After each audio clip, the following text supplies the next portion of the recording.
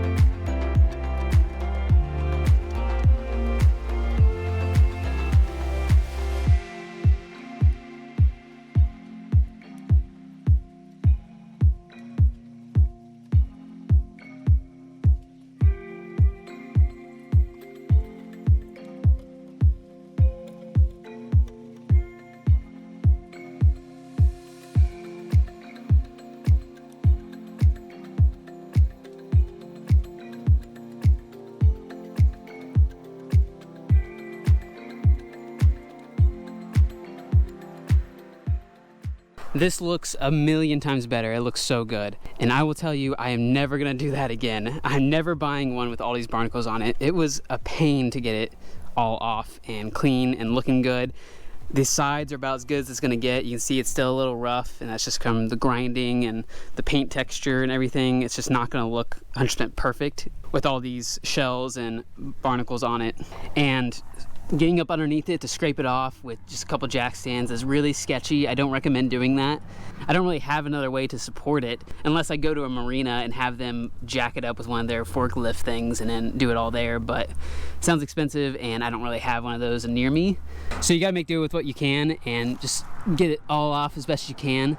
And I got pretty much all of it off. There's like just the very small little bits on there, kind of like that. That's not really gonna cause any problems.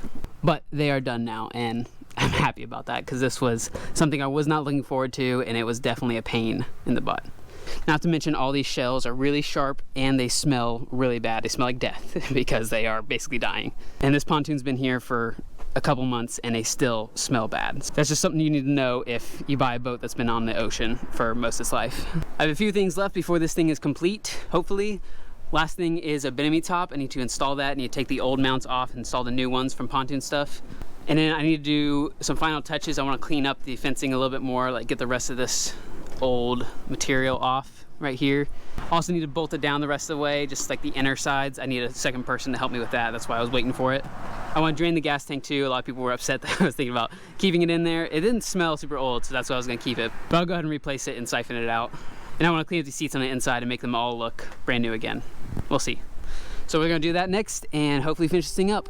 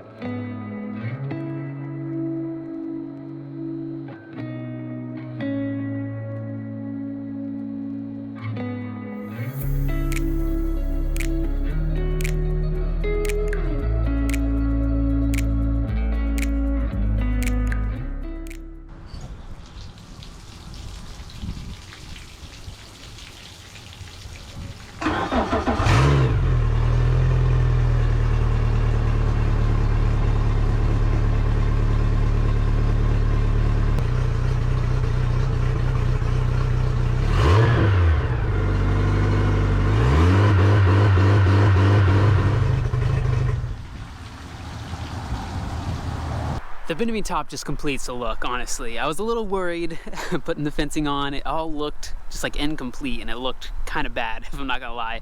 But the Bimini top really sets it off. It looks so much better and I'm really happy with how it looks now.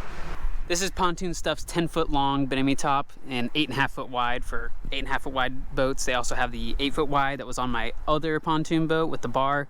Went with the blue top to match the fencing and also the inside seats here. It all looks really good. It took about 40 minutes to install. Very easy. One little tip is to read the instructions, measure it out to where it says to. Also run your wire before you put it all together for your top navigation light. Ran it all the way down. I already ran it through the fencing and underneath. I just have to get it hooked up, and I'm also waiting for my light to come in. It'll be in a few days. Also got the seating all cleaned up for the most part. There's still a little bit of spots that I want to get. Like, there's mainly on the back right here, like all these little dark spots and streaks I can't get off, and I don't really know what it is, so I gotta look more into that, figure out some kind of solution. I don't want to use any kind of harsh chemicals on this seating just because it's on the older side, so I don't want anything that's going to damage it further on or shorten its lifespan. So if you guys have any suggestions for that, that would be greatly appreciated. Got a lot of the little stuff buttoned up and got the fencing bolted down, and I also fixed this little bump stop on the side. It was missing like a huge chunk from like all the way right here, and it was kind of peeling up. And when I was underneath it, running a wire or something, I noticed that there was a bunch of extra material all the way back underneath. So I had to pull it out, move it forward, and fill in that big gap. So now it's just a little gap right here that no one's really gonna notice. It looks so much better though. Last thing is the motor. It's running kind of good. Let me explain. Idling is a little iffy right now. It's idling a little rough, but once you like put it into gear, it's running just fine. So on the dash, there's a gauge that beeps at you and blinks at you, and I looked up the pattern because however it blinks, it's supposed to tell you what the problem is with the motor. And it was blinking 3 times and then 2 times after that. So that told me that it was the map sensor that was causing the problems, and that makes sense why it's idling funny, because the map sensor kind of controls like the air pressure and all the technical terms. I don't really know exactly what it was, but I know this is the problem. So I took it out and I cleaned it, put it back in, and it still has the problem. So it's still beeping at me, so I don't know if I need to clear the codes, and I don't know how to clear the codes because I don't have the code reader for an actual Suzuki motor or anything like that. I know with cars, a lot of time you have to delete the code for it to actually get back to working condition, but I can't really do that on this, so I'm kind of stuck right now. It's running okay, but I definitely need to get that fixed, so I might just go ahead and order a new map sensor, maybe even order the code reader and get all that figured out. I think it's okay right now. I think we can take it for a test drive tomorrow, but it's something I definitely need to fix before we take it out on a full day trip or whatever. So right here, you need to pull that off and get that replaced. But other than that problem, it is all completely done. I just need to clean up the floor just a little bit more before I take it out tomorrow. So not the best news ever. I was hoping this thing was going to be running perfect, but not really surprised considering the condition I got it in. But to end on some good news, I got some really good news to share with you guys. I got a new puppy. This here is Dune. Dune is an Australian Shepherd mixed with a Poodle. So he is technically an Aussie Doodle, but that doesn't sound too manly, does it? I've been wanting a new dog for a long time. I've always wanted an Australian Shepherd. Problem with Australian Shepherds is they shed a lot, and I don't really like a lot of shedding. And they're also, good thing about mixing it with a Poodle is they're hypoallergenic, so they don't shed, and they better with allergies and stuff. And I have some allergies I deal with sometimes, mainly with cats, but sometimes it can be dogs too. People might not care that much, but I was very specific on what I wanted, and what I really wanted was a blue merle with blue eyes, and you can't really see very well right here, but I'll throw up a picture. He has one blue eye and the other one is half blue, half green. It's called a marble effect, and it makes him very unique and special. There's a lot of specifics I was looking for because you can't really find these to adopt, so obviously I had to find a breeder. And when I was looking for a breeder, obviously a really good one that's been around for years. And I also didn't want one who docked their puppy's tails, so they didn't cut them off. A lot of Australian Shepherds, they cut off their tail for some kind of reason, I don't really know. I didn't want one with a dock tail because I think it looks funny and I don't think it's super necessary. So another main thing I was looking for a breeder who didn't do that. So I found this breeder up in North Florida, and I was waiting around for the right one to come along, and as soon as I saw him, I wanted him right away. So I picked him up this weekend, and he is a very, very good dog. Like I said, his name is Dune, and he loves car rides in my buggy.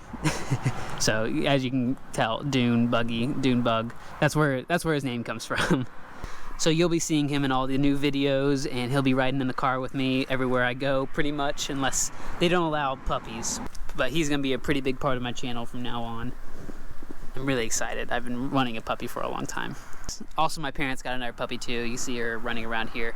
She is also an Aussie Doodle, but she has more of a poodle look to her. Her name is Ginger. She'll be running around. She'll probably be in my videos too, but this is my puppy. I just want to introduce you guys to him. I love him very much. So tomorrow, we're going to be taking him out on the boat with us for a little test drive, and hopefully it all goes well. If it doesn't go well, you will know.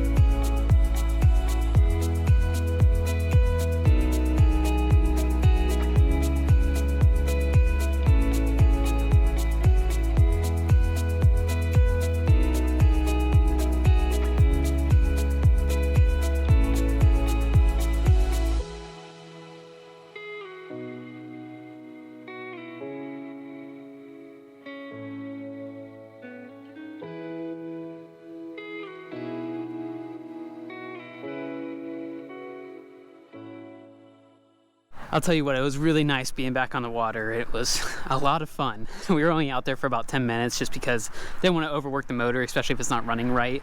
And it was running pretty good, except for when you slowed down from, you're going fast and you slow it down real quick, it would sometimes die and it was kind of hard to start after that. Other than that, it ran really good. We got up to about 25 miles an hour, and I think you can get a lot more speed out of that if we change the prop, maybe do a little bit of other stuff. Once we get it running right too, I think it's obviously gonna run a little bit faster. But it looks good and it runs good, so all good news.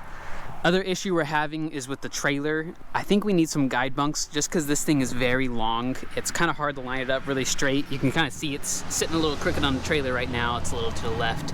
If we add some guide bunks, I think that will help a lot. Definitely on the list of something to get. Up top, everything looks great. It all works good. Maybe in the future I'll add a table or like a fire pit or something up here. I really want to redo all the wiring and stuff because a lot of this doesn't work. The only gauge that works is the RPMs. I know my dad said he wants a new trim gauge and all these things to work again, so I gotta buy all new those.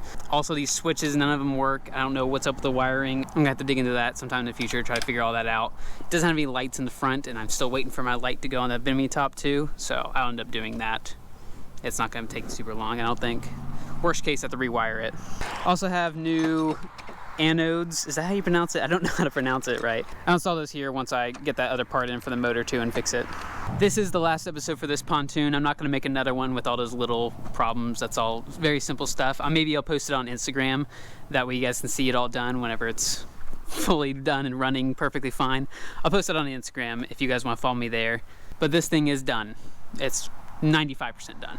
I just want to thank all my sponsors one more time: Flex Seal, Gatorback, and Pontoon Stuff. Pontoon Stuff has been a big supporter of all my pontoon builds. They've been super great. All their stuff is top quality. Their fencing looks awesome. Their Bimini tops are great.